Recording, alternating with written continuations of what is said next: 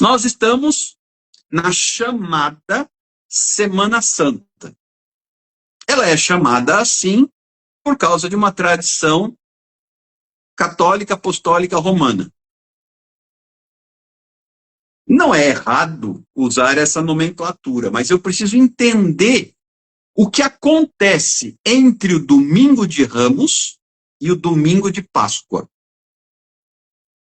E eu preciso dizer uma coisa: muita coisa pode acontecer em 7 dias. O domingo de Ramos marca a entrada triunfal de Jesus em Jerusalém. E o domingo de Páscoa marca a sua ressurreição. Nesse meio tempo, aconteceu tanta coisa. Nesse meio tempo, Jesus ceou com os seus discípulos. Nesse meio tempo, Jesus foi traído. Nesse meio tempo, Jesus foi entregue aos pecadores. Nesse meio tempo, Jesus foi crucificado. Nesse meio tempo, os discípulos perderam a fé. E nesse meio tempo, Jesus venceu a morte.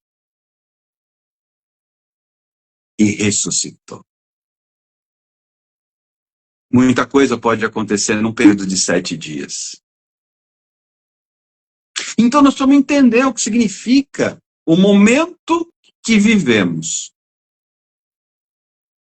O período entre a entrada triunfal de Jesus em Jerusalém, na qual ele entra montado num jumentinho,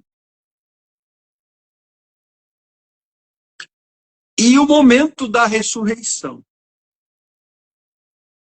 naquele sepulcro recém-escavado, cedido por José de Arimateia. Eu não vou aqui, porque senão teríamos que dizer que a noite é uma criança e iniciar uma vigília. Eu não vou aqui destrinchar todos os textos, porque são muitos. Sabe por quê? A história que nós vivenciamos na Páscoa começa em Gênesis e termina em Apocalipse. Eu teria que mencionar a Bíblia de ponta a ponta. Então, para não tornar isso muito exaustivo, irei apenas pontuar algumas questões e mencionar 2 textos chaves. O primeiro em Êxodo, que é a instituição da Páscoa, e o segundo, quando Jesus celebra a Páscoa com seus discípulos. Ou seja, o surgimento e o ápice da Páscoa. Eu vou pontuar esses 2 textos e citar a linha cronológica. Porque se fôssemos detalhar muito, precisaríamos fazer ou uma vigília, ou uma série diária de lives até o domingo, correndo o risco de deixar algum detalhe passar batido. Então, a minha sugestão após a explanação é que, se houverem ficado dúvidas, vocês perguntem, que eu tentarei responder. Mas vamos começar. Primeira questão. Páscoa. Ao contrário do que os desavisados pensam, não é sobre coelho. é sobre cordeiro. Não é sobre chocolate. É sobre pão e vinho. Páscoa não é sobre comércio, mas é sobre vida eterna. Mas, Alexander, é pecado comer chocolate? Não. Desde que seja o chocolate como guloseima e não como um fim em si mesmo. Porque Satanás, de uma forma sagaz, ele deturpa os princípios. Por exemplo, eu não vou também detalhar esse aspecto técnico, mas vou citar. Existe um significado pagão nos ovos. E existe um significado pagão na figura do coelho. Portanto, é uma estratégia diabólica para descaracterizar o que é santo, apresentando o que é profano. Mas eu repito, não há pecado em comer chocolate. O pecado está na ignorância do sacrifício. E vamos lá. A palavra Páscoa, ela vem do hebraico. E você encontrará a instituição da Páscoa no livro de Êxodo, capítulo 12. Eu não vou ler o texto, você pode fazê-lo depois, para que nós ganhemos tempo. Mas o que conta a Bíblia, o que ela me ensina nesse capítulo? É justamente acerca da instituição da Páscoa, que surge no contexto da 10ª praga no Egito, quando o povo de Israel é cativo lá no Egito, e Deus chama Moisés ao lado do seu irmão Arão para libertar o povo. Deus endurece o coração de Faraó e começam a ser trazidas pragas sobre o Egito. Também não vou aqui detalhar, porque cada praga tem um significado, cada praga foi para abater uma divindade egípcia. Mas, quando chega a 10ª e derradeira praga, é que Deus institui a Páscoa. Bom, a 10ª praga, todos sabem que foi a morte dos primogênitos do Egito. De todos os primogênitos, desde os animais até os humanos. Desde os mais simples camponeses até o filho mais velho do próprio faraó. E esta praga aconteceria à noite, quando o anjo da morte visitaria o Egito. Então Deus fala com Moisés e diz assim: cada família hebreia vai separar um cordeiro, aí ele dá as características do cordeiro, tem toda uma especificação técnica, porque Deus ele é zeloso e perfeito.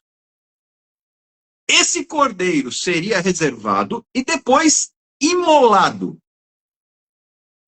E o sangue seria aspergido nos umbrais e na verga das portas das casas dos hebreus. Quando o anjo da morte passasse e visse o sangue do cordeiro, ele pularia aquela casa. Daí a palavra Páscoa, que vem do hebraico Pessah, que significa pular. O anjo da morte não entraria naquela casa e não ceifaria a vida daqueles primogênitos. Por quê? Porque havia a marca do sangue do cordeiro. E assim foi, e naquela noite, houve pranto no Egito como nunca antes houvera e nunca mais haveria. Porque o anjo da morte visitou todas as casas egípcias, ferindo os primogênitos, porque eram as casas em que não havia a marca do sangue do cordeiro e não do coelho.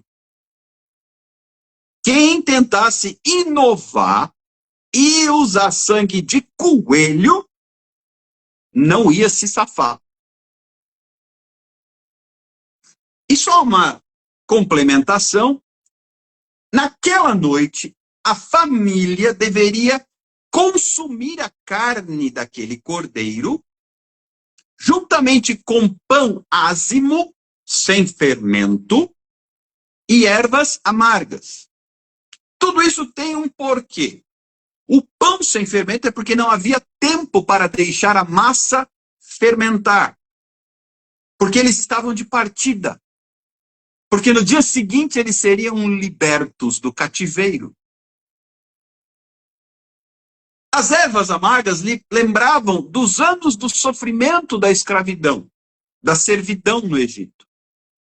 E o cordeiro, ele era consumido todo. E o que não fosse consumido era queimado ao fogo,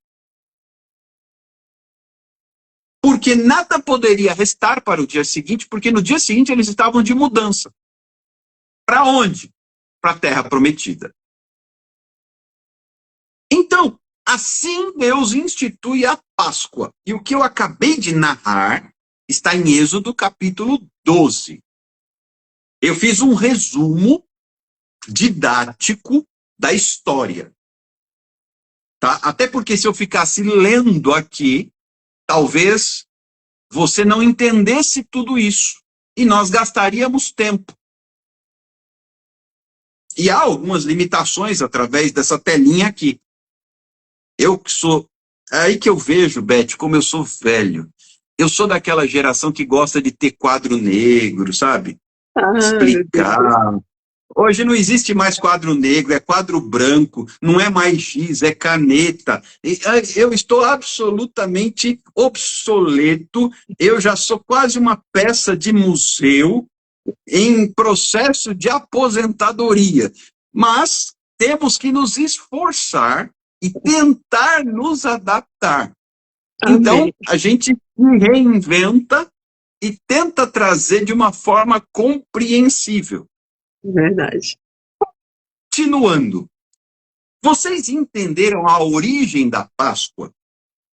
A Páscoa nasce no Egito, no cenário da 10ª praga, e ela surge como um contexto de libertação. Percebe que aqui já aponta para Cristo? É cordeiro, tem sangue, tem libertação. Aqui você já começa a entender o que é Páscoa. E de lá para frente, o povo hebreu tinha na lei de Moisés, que mais tarde será escrita, Deus dá a lei para Moisés, durante o período da peregrinação no deserto, o povo de tempos em tempos tinha que celebrar aquela Páscoa como uma recordação, porque o povo hebreu tem muitas festas. Tem a festa da colheita, a festa do tabernáculo, a festa da Páscoa. Tanto que Jesus, ele é morto durante a festividade da Páscoa. Agora já vamos chegar nesse ponto. Jerusalém estava em festa, porque eles estavam celebrando anualmente a Páscoa. Tanto que até hoje, os judeus, eles celebram a Páscoa, não com o contexto messiânico, porque eles ainda esperam pelo Messias, mas eu não vou entrar nesse mérito, mas eles celebram a Páscoa porque eles se eles remontam ao tempo, eles se reportam ao tempo do Êxodo. Ok? Muito bem. E a Páscoa vem sendo celebrada desde então pelo povo hebreu. A Páscoa começa a ser celebrada por nós, igreja, a partir do momento em que Jesus institui o memorial. E a gente vai chegar lá. Aí agora a gente vai para um outro texto. Esse texto aqui, ele é mencionado tanto em Mateus como em Lucas. E também ele aparece nos evangelhos, tá? Eu vou aqui apresentar para você esse texto. Ele aparece nos evangelhos de Mateus, de Marcos, de Lucas e de João. Mateus 26, Marcos 14, Lucas 22 e João 13. Mas eu vou aqui utilizar um desses textos, que é o texto de Lucas 22, para que nós possamos também mencionar, eu não vou ler o texto, porque a leitura apenas se torna às vezes cansativa e pouco produtiva. Então eu deixo aqui registrado o texto e depois você pode ler. Vamos lá. Ao final do seu ministério, Jesus vai para Jerusalém para encerrar a sua jornada ministerial. E a jornada ministerial de Jesus tem a entrada triunfal, começa no chamado Domingo de Ramos, que foi ontem, ok? Por isso iniciou-se a tal Semana Santa. Estou usando esse termo só para explicar. Não é bíblico esse termo, tá bom? Mas é a semana da morte e da ressurreição de Cristo, que começa com a entrada de Jesus em Jerusalém. Quando Jesus entra, ele passa ali um tempo ainda discutindo com os fariseus, com os membros do Sinédrio, e chega uma hora em que ele diz assim, que os discípulos fossem preparar a Páscoa.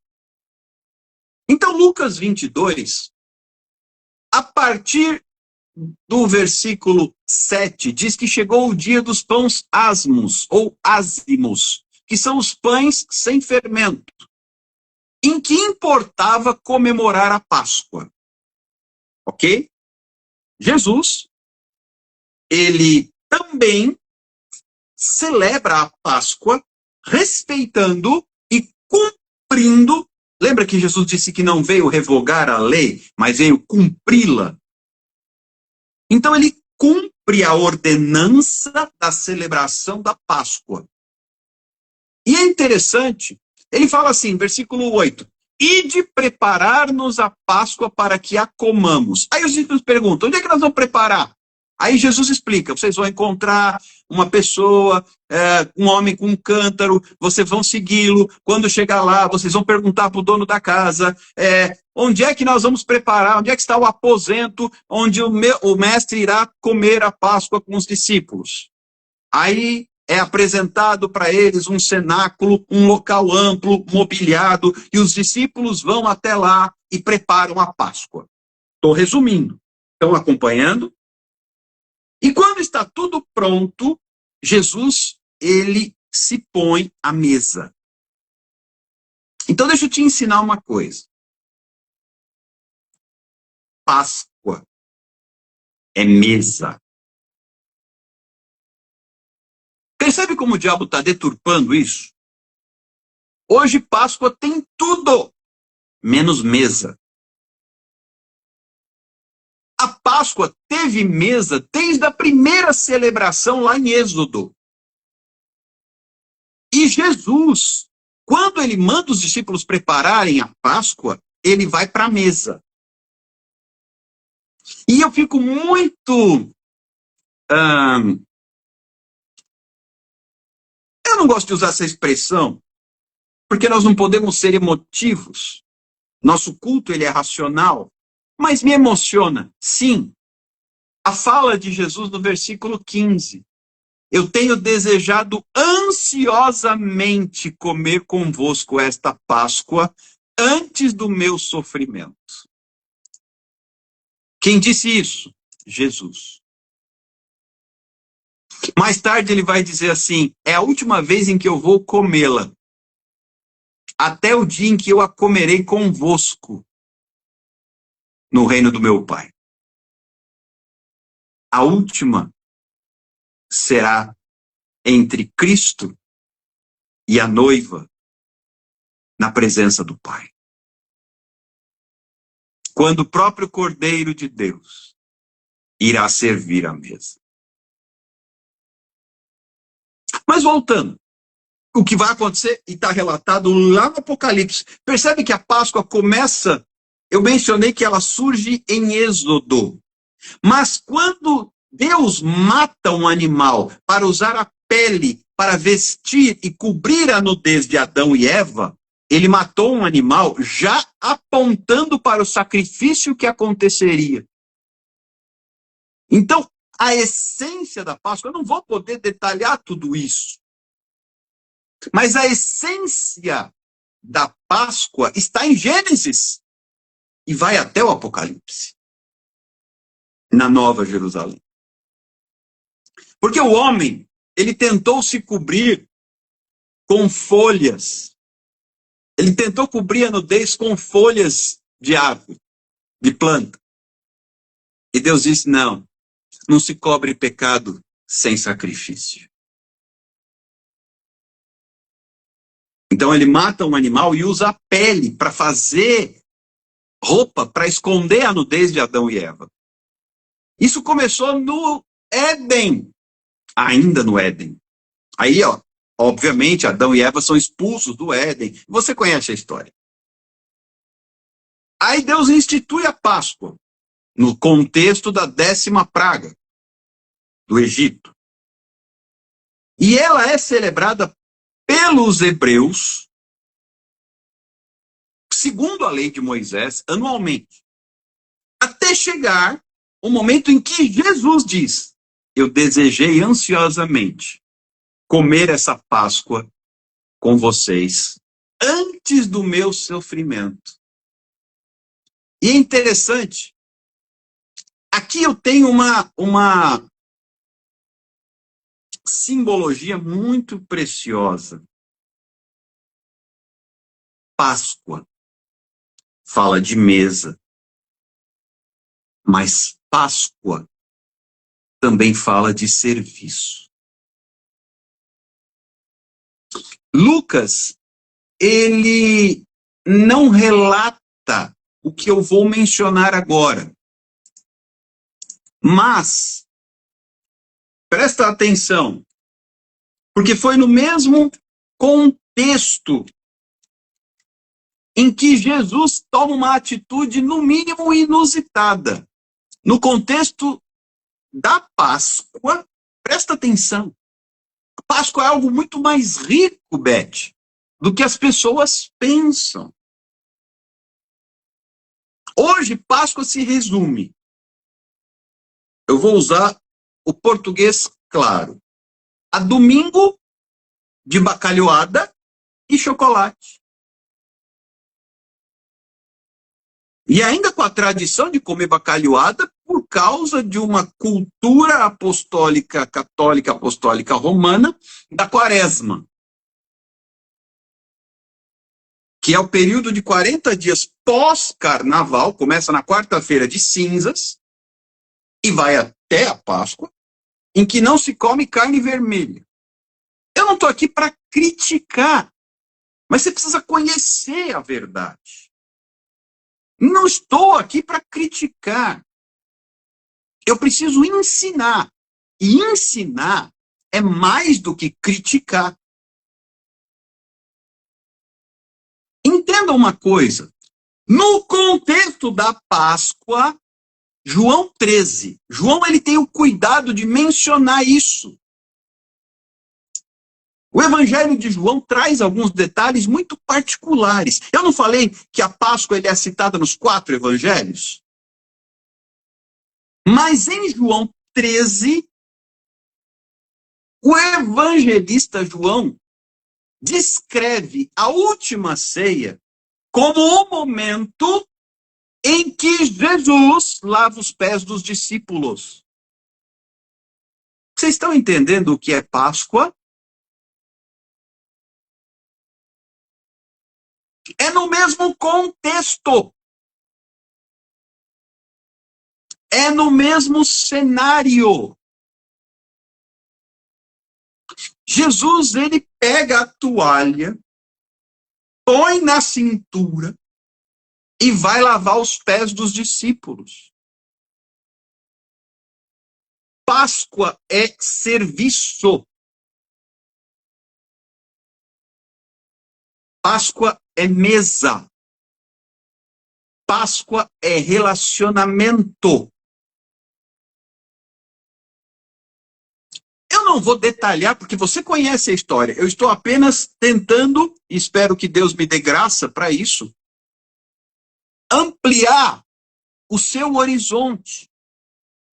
Abrir os olhos do seu entendimento. Para que você consiga vislumbrar, contemplar a magnitude da Páscoa.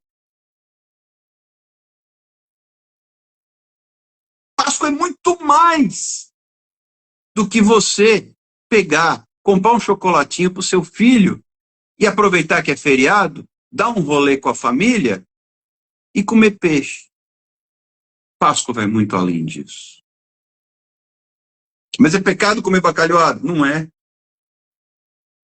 É pecado comer chocolate? Não é. É pecado dar um rolê com a família? Não é. O pecado é achar que a Páscoa é só isso. Porque aí você anula o sacrifício de Cristo. Voltando. No contexto da Páscoa, eu não disse que acontece muita coisa em uma semana?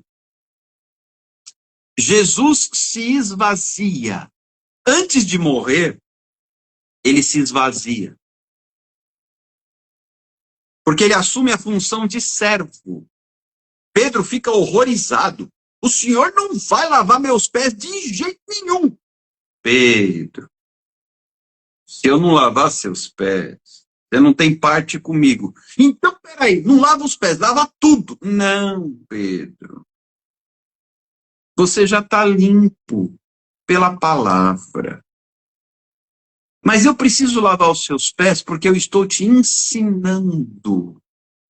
E o ensino vem pelo exemplo. Eu estou te ensinando que no reino de Deus o maior serve. Eu sou o mestre, mas eu lavo os seus pés. E tendo feito isso, depois de lavar os pés, eles vão comer. A Páscoa começa com serviço. E já fica uma lição. Você está pronto para servir o seu irmão esta semana? Você está pronto para servir no tempo da Páscoa? Ou você está com o seu estoque de chocolate bem servido e com a bacalhoada já dessalgando para celebrar?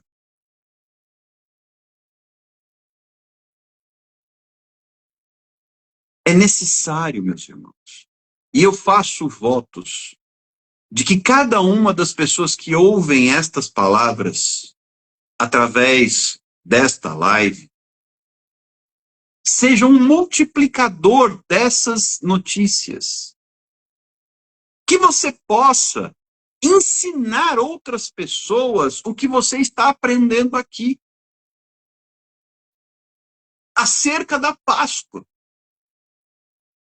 Porque hoje, até se você não tiver grande habilidade para falar, você chama a pessoa e fala, deixa eu te mostrar uma coisa, assiste isso aqui, e põe para assistir essa live. Não tem desculpa. Você não sei falar, então não fala, mostra.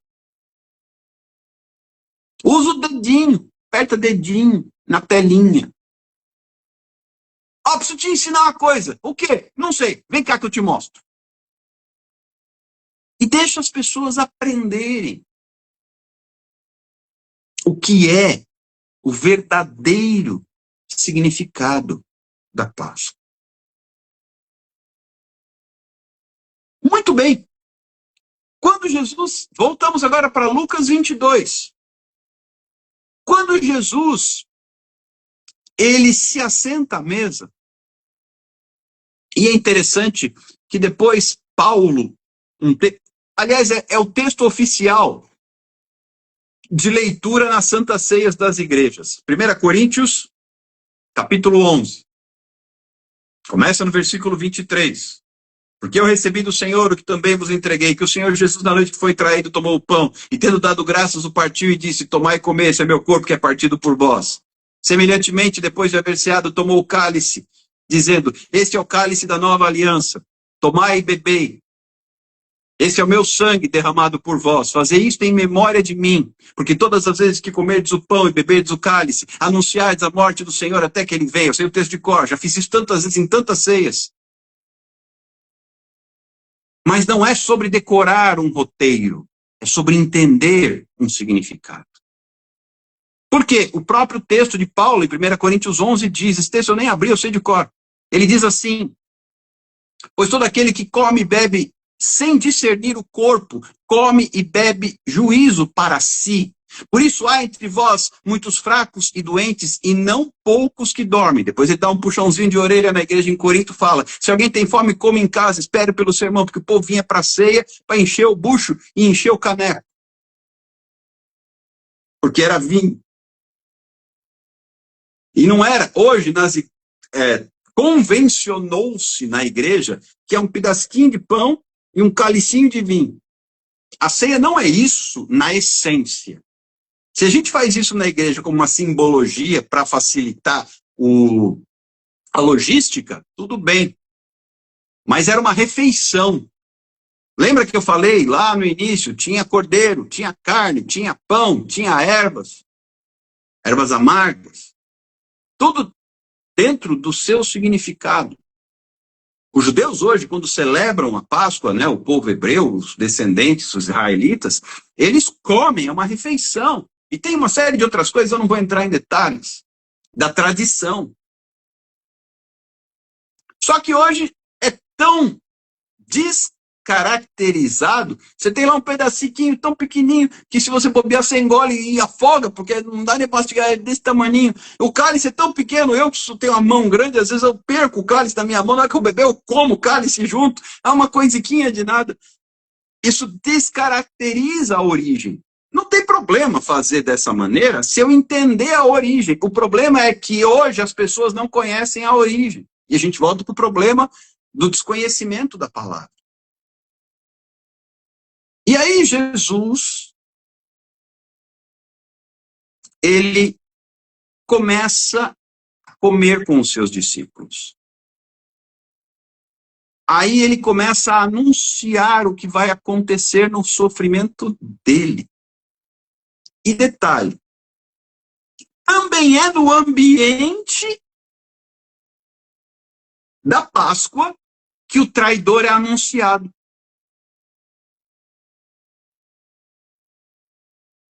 Mas quem é que vai me trair? Um de vocês vai me trair. Eu? Bando de paspalho, né? Mas é você, eu? Eles não sabiam nem da vida deles mesmos. Serei eu? Aí Jesus chega para aquele que estava do lado dele, né? O mais chegado. É aquele que molhar o bocado do pão. Aí Judas Iscariotes é anunciado. O que tem de fazer, Judas vai e faz depressa. Aí Judas vai-se embora. Vai lá chamar os soldados para virem pegar Jesus mais tarde lá no Getsemane. Enquanto Jesus continua. A Páscoa continua acontecendo. Então, peraí, Páscoa é lugar de serviço? Páscoa é lugar de mesa, de comunhão? Mas Páscoa também é lugar de revelação. Estão entendendo o que é Páscoa?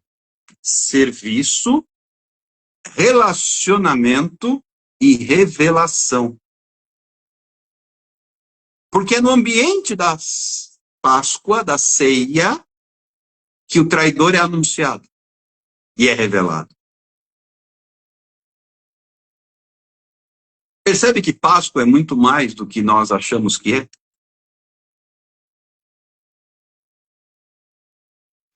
Continuando. Jesus, então, ele pega o pão.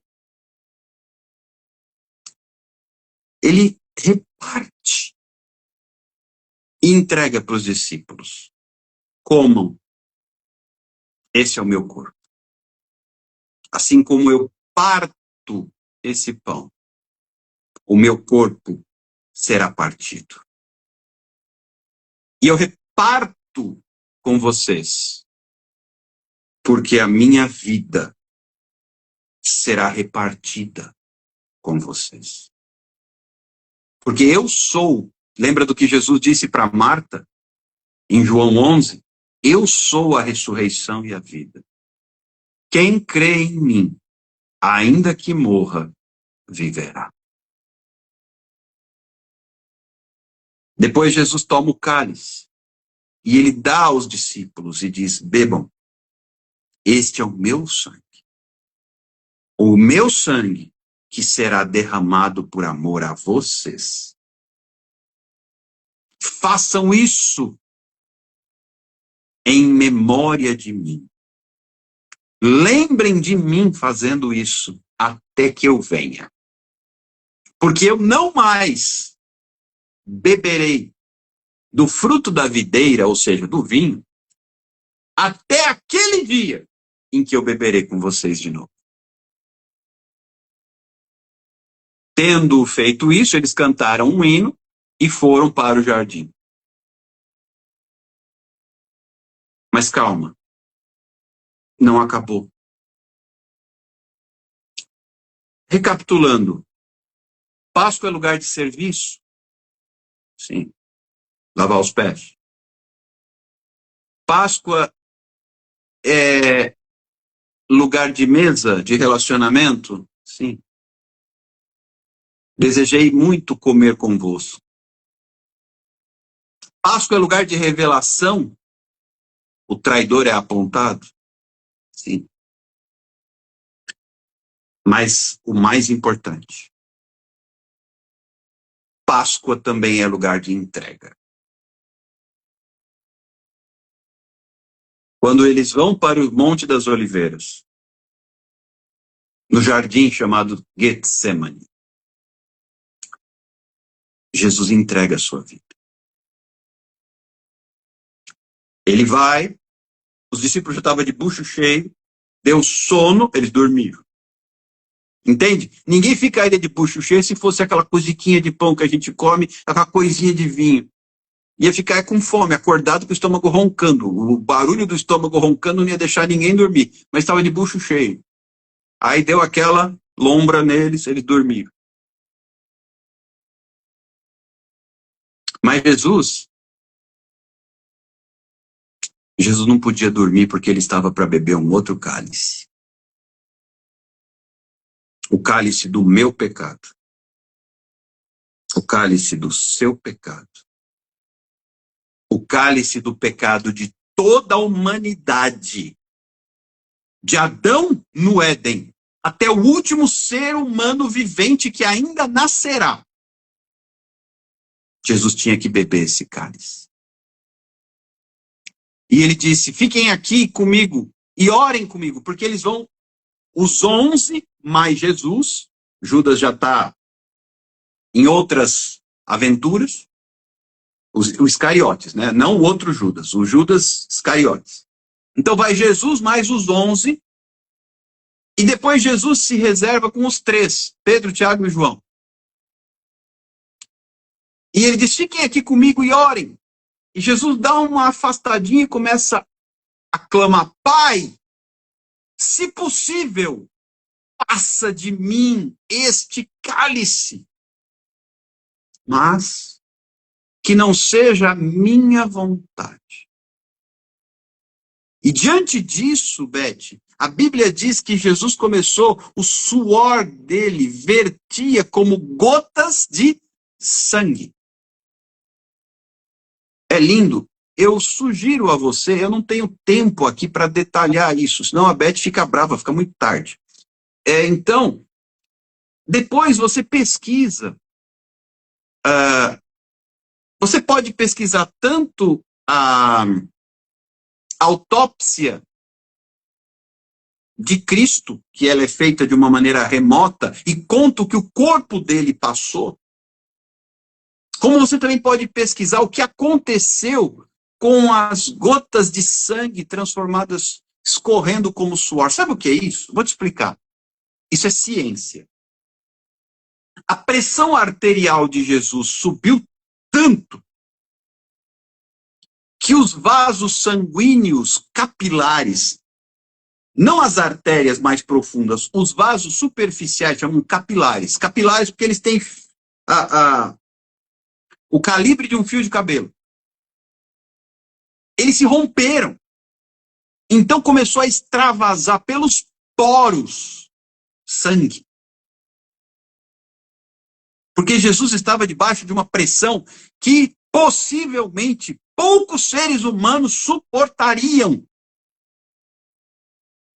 Jesus entregou a vida, na verdade, ali. Ele começou a morrer ali. No jardim. O primeiro pecado não foi no jardim do Éden? A remissão começou num outro jardim, do Getsemane. E Jesus volta e encontra os discípulos dormindo.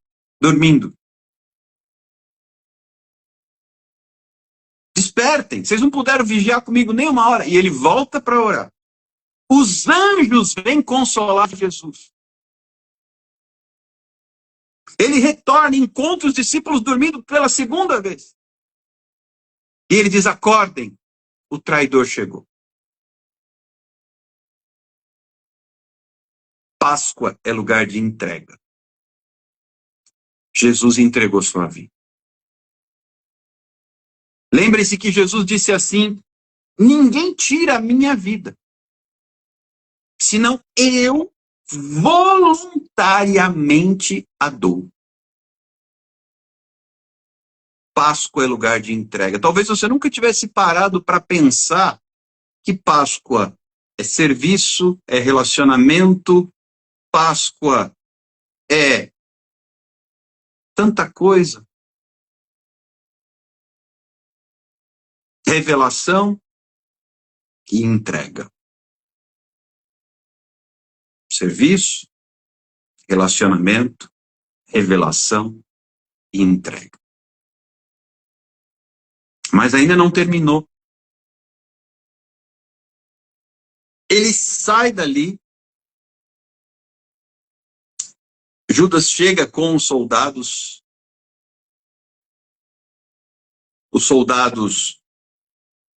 do Sinédrio. Jesus é preso. Ainda tem a história.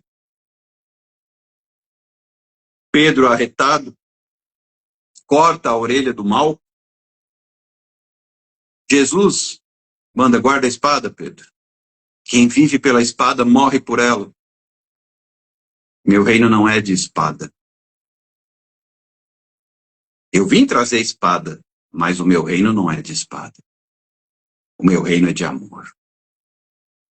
Ele cura a orelha que foi cortada de alguém que estava prendendo-o.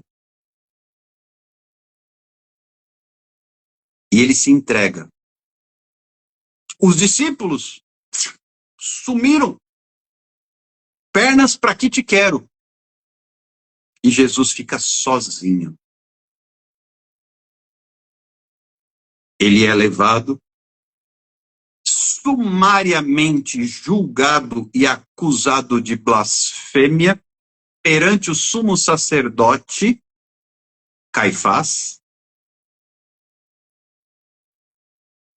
e apresentado a Pilatos para ser crucificado. Pilatos não encontra culpa em Jesus. Quando sabe que Jesus era nazareno, manda Pilatos para Herodes. Herodes também não sabe muito bem o que fazer com Jesus. Enquanto os judeus dizem, mate-o, crucifica-o, Herodes devolve Jesus para Pilatos. Pilatos continua não encontrando culpa em Jesus. Para quem não sabe, o direito brasileiro, ele nasceu do direito romano. O direito romano é muito justo e técnico.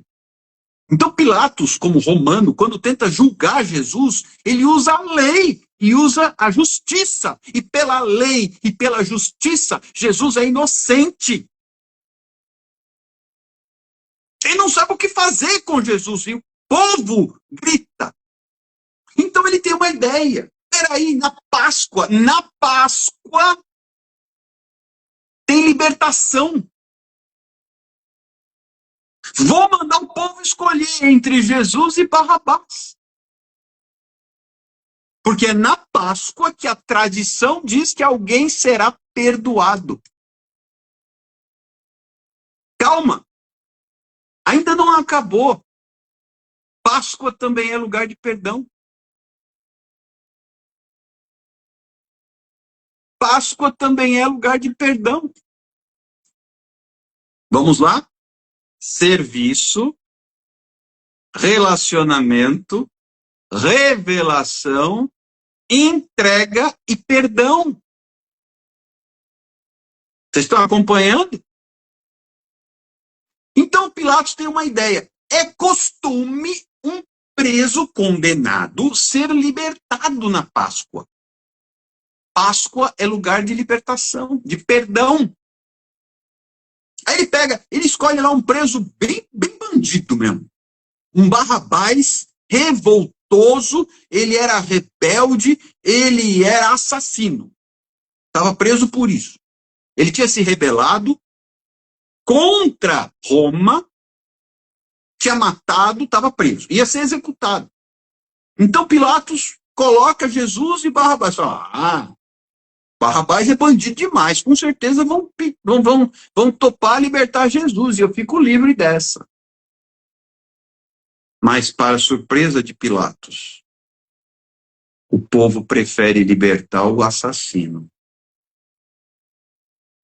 do que o rei dos reis. E eles gritam, libertem Barrabás. Barrabás é solto. E o que devo fazer com Jesus? Crucificam. Pilatos lava as mãos. Eu sou inocente deste sangue. Enquanto os judeus dizem que o sangue dele caia sobre nós e sobre nossos filhos. E então Jesus é açoitado, humilhado, espancado, coroado com coroa de espinhos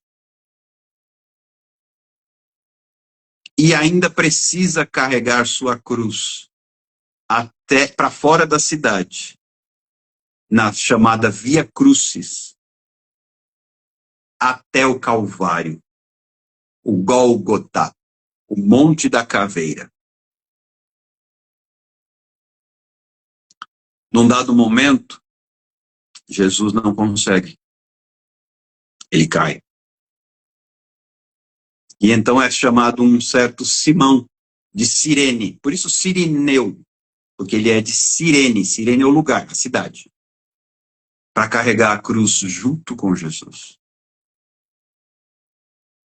Quando a cruz é carregada, chega ao lugar, Jesus é cravado nela. E por 6 horas, ele é pregado e fica exposto com uma placa sobre aquela cruz, escrita em 3 idiomas. Jesus Nazareno, Rei dos Judeus. Jesus Nazarenos, Rex Iudeus, INRI. Os judeus ficam bravos. Mas por que você mandou? Ele não é nosso rei. E Pilatos diz, o que fiz? Fiz.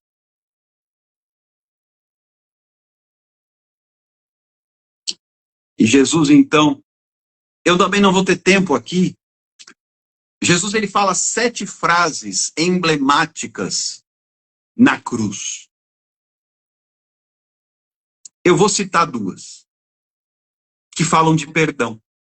Aliás, 3. A primeira.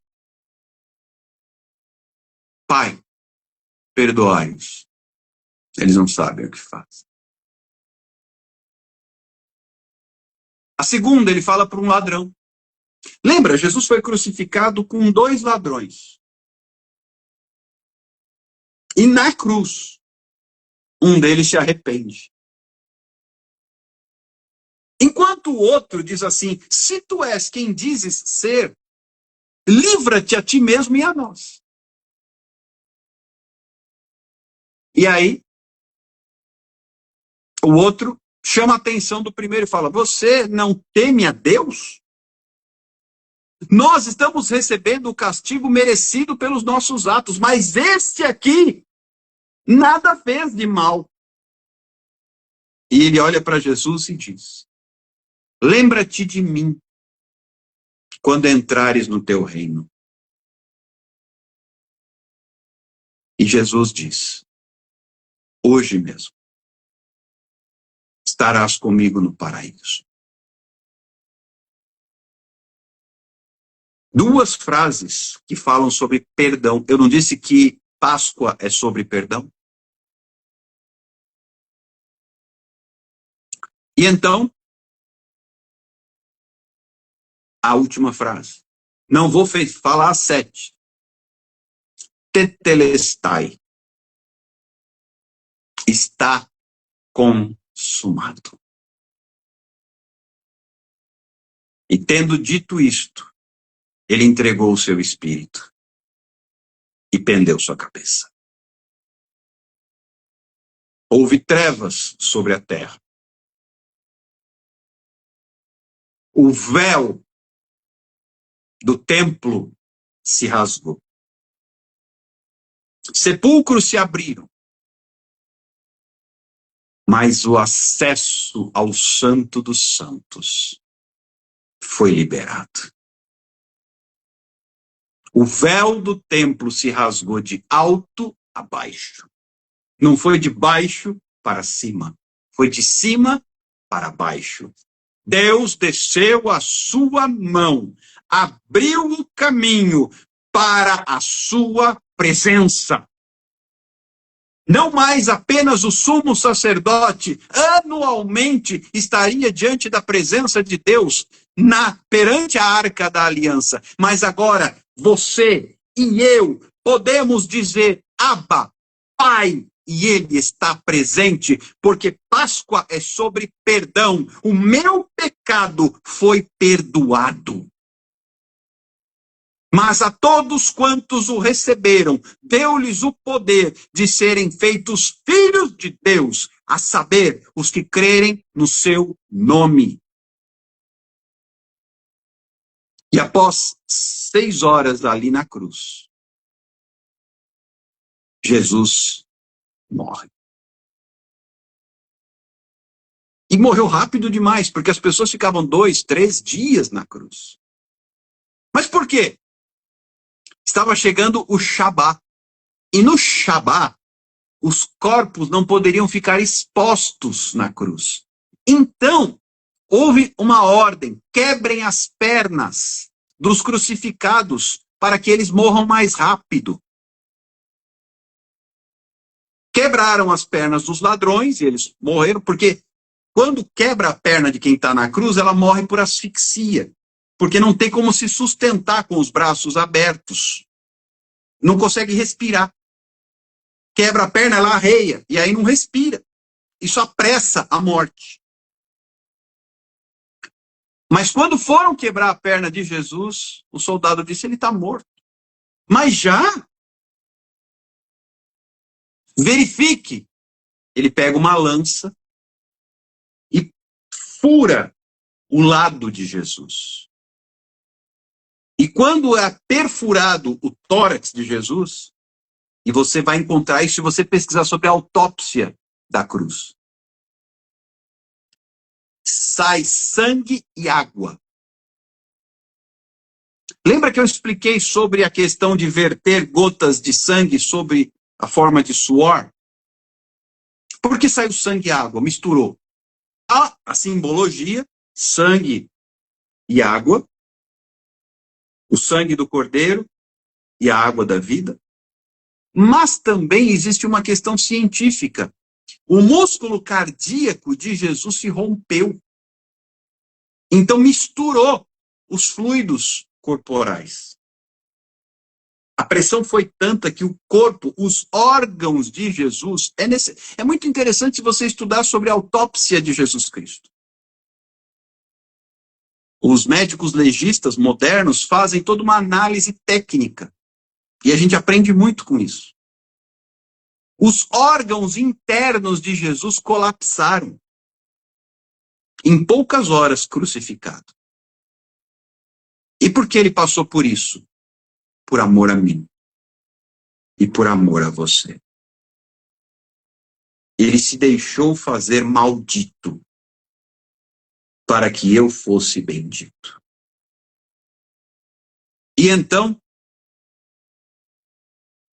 rapidamente, tiram Jesus da cruz e o sepultam. Por quê? Porque o Shabá estava chegando. Presta atenção. Jesus foi crucificado às 9 da manhã. Morreu às 3 da tarde. E o Shabá começava às 6 da tarde. Eles tiveram 3 horas para sepultar Jesus. Só, das 3 às 6. Porque depois das 6 da tarde ninguém podia fazer nada. Era o Shabá. Então eles correram. Arimateia entra em contato com Pilatos. Você pode me ceder o corpo? Para que você quer o corpo? Já morreu? Mas que rápido. Já morreu. Pode pegar. E aí, num túmulo recém-escavado, num jardim, da família do Arimateia, Jesus é sepultado. Ele viveu entre os pobres, mas foi sepultado entre os ricos. Só que não deu tempo de preparar e de embalsamar, como era costume. Ele foi só colocado lá, lacrou, acabou-se. E aí vinha o Shabá. Mas o povo lá, o sumo sacerdote, não estava satisfeito. Foi lá em Pilatos de novo. O Pilatos, esse povo aí está dizendo que Jesus vai ressuscitar, porque ele disse que vai ressuscitar. Quer ver que vão roubar o corpo só para dizer que ele ressuscitou? Você pode botar uma guarda ali, uma escolta no túmulo, para ninguém levar o corpo? Pilatos, que já devia estar na minha imaginação aqui, devia estar de saco cheio. Tá bom. Mas vocês são chatos, hein? Tá bom. Deixa lá uma guarnição de soldado cuidando. Jesus, ele incomodava tanto que até morto ele causava preocupação.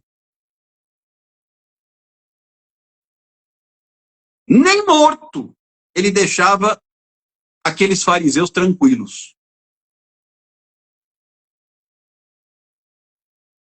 E aí, então, o túmulo é lacrado com selo e fica lá soldados guardando o túmulo. E 3 dias se passam. Eu não quero entrar agora numa questão teológica polêmica, mas o fato é que Jesus, nesse período, ele desce. Ele vai ao Hades. Prega. Não vou entrar em detalhes teológicos, porque isso é polêmico, e não, o objetivo dessa live é ensinar, não é polemizar. Mas há vertentes e vertentes sobre o que acontece nesse período de Jesus morto. O fato é o que a Bíblia diz. E a Bíblia diz que Jesus venceu a morte. Ele tomou. Ele se fez morte e a morte não pôde contê-lo. 3 dias ele esteve morto, mas o seu corpo, primeiro, não foi nenhum osso quebrado para que se cumprisse a profecia. Quando foram quebrar a perna de Jesus, Jesus estava morto já, não quebrou nenhum osso dele. E segundo, ele também não conheceu a decomposição, porque a decomposição começava no 4º dia. Lázaro conheceu. Lázaro foi ressuscitado no 4º dia, ou seja, o corpo já estava podrinho. Jesus não. Também isso era para que se cumprisse a profecia, porque ao 3º dia, ao raiar do dia, a morte teve que devolver Jesus. A pedra rolou.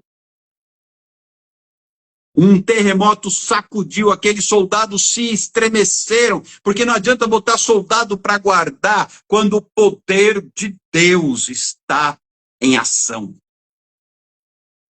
E Jesus ressurge.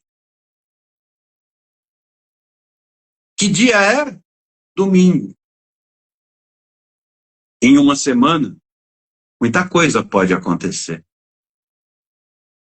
Entre o domingo de Ramos, da entrada triunfal, e o domingo da Páscoa, eu, você, nós fomos salvos. E ele ressurge. Mas lembra que eu falei que ele foi sepultado às pressas? Então as mulheres vão até o túmulo bem cedinho no domingo para fazer o que era de costume, para envolver o corpo de Jesus com especiarias, com perfumes, com essências. Era costume. Mas elas não encontram um Jesus morto. O túmulo estava vazio. É por isso que, diferentemente de quaisquer outras religiões, o líder do cristianismo não pode ser encontrado sepultado em canto algum. Ele não está morto. E quando as mulheres chegam, elas não encontram Jesus. E é lindo ver como havia uns anjos ali. Porque o que você não procure entre os mortos aquele que está vivo. Porque ele cumpriu o que ele disse. Ele está vivo. E aí Maria chega, ela vê, ela pensa que é o jardineiro, e ela chorando se aproxima, e aquela voz diz: por que choras? É que levaram o corpo do meu Senhor. E quando ele a chama pelo nome, ela reconhece que não se tratava de um jardineiro. Era Jesus. E Jesus fala: não me toques, porque eu ainda não subi para o Pai, mas vá até os meus irmãos e diga que eu estou vivo. E que eu me encontrarei com eles logo mais. Ela vem correndo. Ela entra. E ela diz: Jesus ressuscitou. Você está maluca? É interessante, Beth, que em 3 dias, os discípulos esqueceram os ensinamentos de mais de 3 anos. Da sexta-feira da morte até o domingo da ressurreição, eles esqueceram.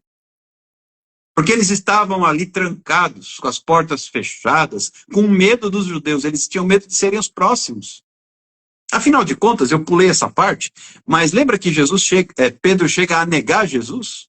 De medo de ser preso também?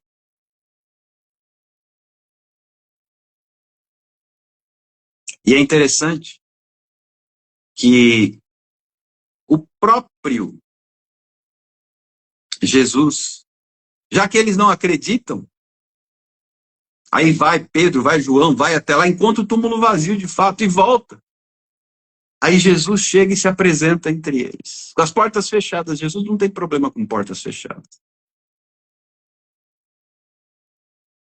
Ele chega e diz: Shalom, eu estou aqui. Tudo isso no contexto da Páscoa. E finalmente, Jesus cumpre, ele é exaltado por Deus, ele recebe um nome acima de todo nome, todo o poder lhe é dado nos céus e na terra.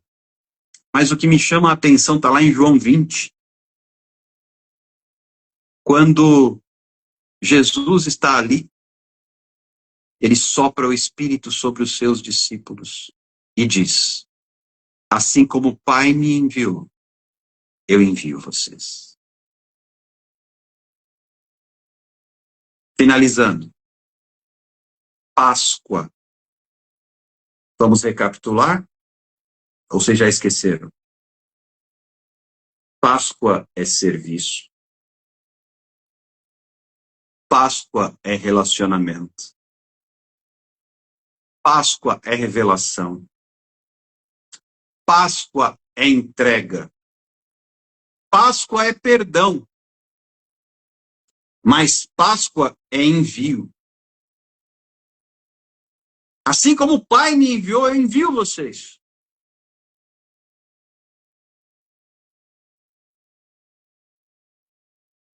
Depois Jesus ainda aparece para eles algumas vezes. Aparece para eles e Tomé não está. Aí Tomé não acredita.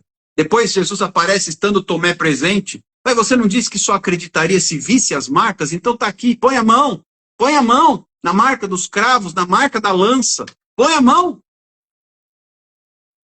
Bem-aventurados aqueles que não viram e creram. Porque viste, creste. Bem-aventurados aqueles que não viram e creram.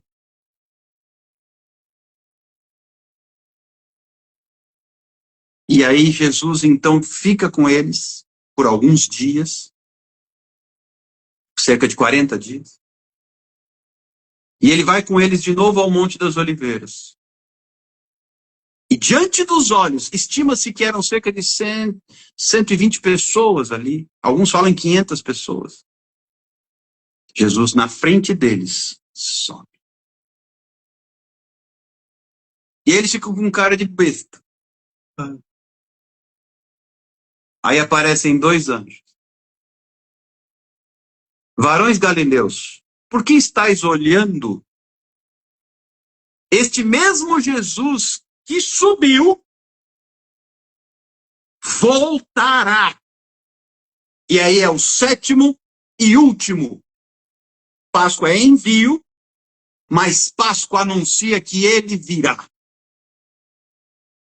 Páscoa são 7 coisas. 7 princípios. E eu finalizo. Eu sempre dou ao final o tema. Porque se eu der no começo e você não gostar, você não me escuta. Os 7 princípios da Páscoa. Este é o tema da ministração de hoje. Os 7 princípios da Páscoa. Grave isso. Guarde isso.